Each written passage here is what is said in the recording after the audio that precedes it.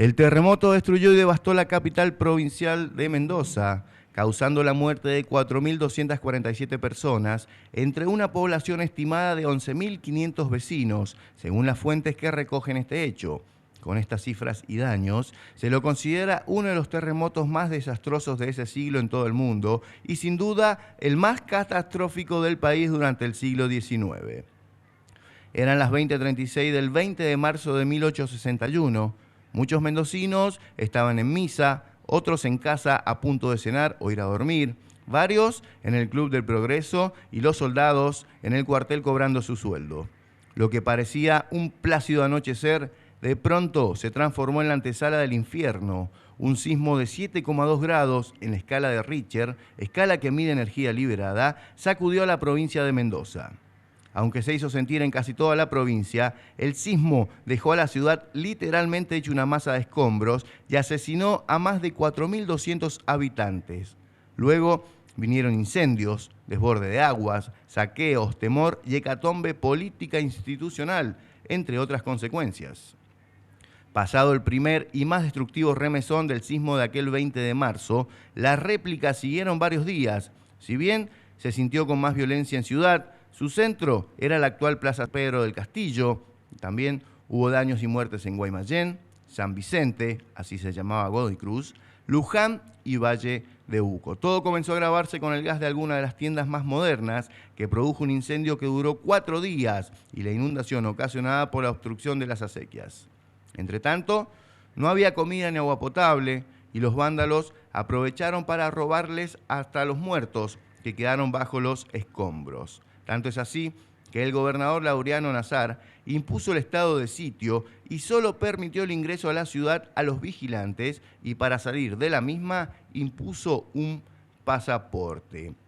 La gran cantidad de víctimas obedeció a una serie de calamidades encadenadas. Algunas personas murieron como consecuencia de la energía liberada por el sismo, otros por el incendio que se produjo tras el movimiento.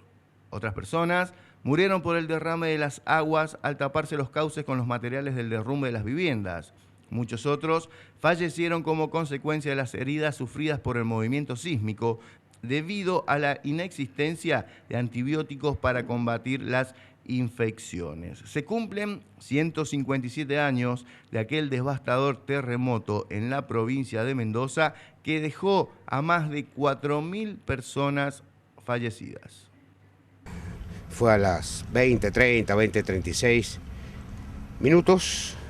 Fue de una magnitud entre 7 y 8 grados, porque difiere a veces la información entre un estudio y el otro, pero bueno, afectó, destruyó gran o la mayor parte de la ciudad de Mendoza desde entonces. Estamos hablando de una población entre 11 y 12.000, una de las universidades que realizó el estudio. Dictaminó que había habido 4.500, 4.600 muertes, que dada la hora que se produce el sismo, muchos de la gente, casi toda, se alumbraba a petróleo, combustible, velas, entonces eso produjo muchos incendios. Se agrava que al romperse las estructuras que contenían el agua, se producen muchos anegamientos. Al ser casi todas las casas de adobe, se producen taponamientos y muchos fallecieron por ahogamiento. Después, en la secuela, siempre hay una secuela después del terremoto, como no había los antibióticos, medicinas que hay en el día de la fecha, se producen varias muertes más por efecto de las infecciones, contagios, todo eso. Se tuvo que hacer una gran tarea por el tema de roedores, animales de carroña. Bueno, fue algo muy triste. Bueno, teniendo en cuenta la población que había en esa época, podríamos decir que fue casi la mitad de la población. Entonces podríamos decir que fue uno de los sismos que mayor intensidad y que se produjo aquí en Mendoza, ¿verdad? Sí, hasta el momento hay otro estudio que se está buscando, se está realizando, pero hasta el momento sería ese. Entonces lo que nosotros es muy diferente a la fecha que estamos. Que decimos, a diferencia de las condiciones climáticas, los sismos no se pueden predecir, son muy difíciles de predecirlos. Nosotros desde el gobierno municipal, la Dirección de Defensa Civil, conjuntamente con todas las áreas del municipio que trabajan al lado nuestro, tenemos el famoso dicho que decimos que hasta el momento nadie puede trasplantar un cerebro ni predecir un sismo. Puede haber aproximaciones, no sé, pero hasta ahora lo que pasó los 100 años de Iquique, no hay. Tendríamos que tener un ecógrafo, un satélite que analizara, es como la dama cuando se va a hacer una ecografía, cuando está embarazada, habría que analizar la Tierra todos los días, los movimientos de la placa, que eso sería imposible. Porque sí tenemos que tener cultura de prevención sísmica. Es lo que yo recién hablaba contigo y con Matías. Uno circula en sus vehículos y le exigen un matafuego, le exigen, según la capacidad del auto, le exigen el botiquín, los triángulos para detenerse, la manta de accidente, todos esos elementos de seguridad.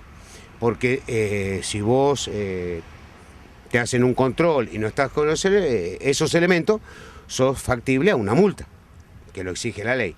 Ahora, ¿por qué no hacemos eso en nuestras propias casas? No hace falta que se dicte una ley.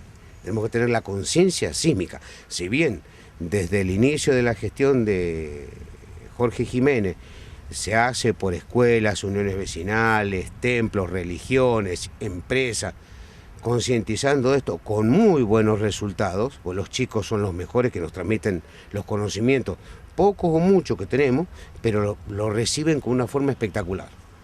Entonces, veamos qué tenemos en la casa, qué tenemos en el trabajo, qué tenemos donde vamos a un restaurante, donde vamos a bailar, donde nos vamos a divertir, que todo tenga su plan de contingencia, que tengamos existe el plan de contingencia familiar, que de nuestra dirección hace años que se viene elaborando, se viene entregando gratuitamente.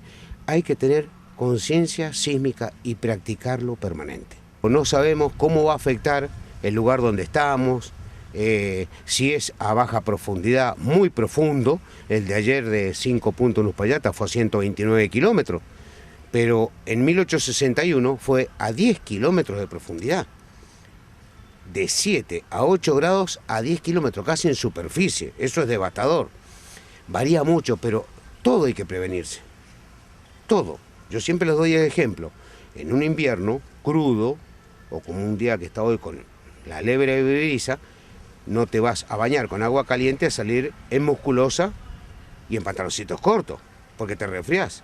Si vos te abrigás, estás previniendo. Entonces, tenés la prevención en tu casa, que el papá, la mamá, el integrante de la familia conozca la casa, le hagamos conocer a nuestros hijos qué va a pasar, tener un listado de cosas necesarias. Aparte, lo que tienen que entender la comunidad, todos tenemos que entender, que el rescatista, el bombero, el policía, el enfermero, el médico, son todos seres humanos, tienen familia, y cuando te entrenan a un rescatista, te dicen que para que el rescatista trabaje bien, su familia tiene que estar tranquila. O sea, te lo dice que primero va a tener que solucionar su problema para poder trabajar tranquilo. Entonces el médico, todos los que van a intervenir, van a tener que tener su plan familiar, que lo tienen, pero va a tener que entender la comunidad que hay un tiempo, que la recuperación, el tiempo de respuesta no es inmediato. No lo tuvo Chile, no lo tuvo México, no lo tiene Japón, ni lo tiene China. Entonces seamos conscientes, interioricémonos todos los días, 5 minutos, 10 minutos, una vez por semana, que el papá, el integrante de la familia, el gerente de la empresa, lo hable con sus empleados, se hable en familia, a modo de prevención, nada más.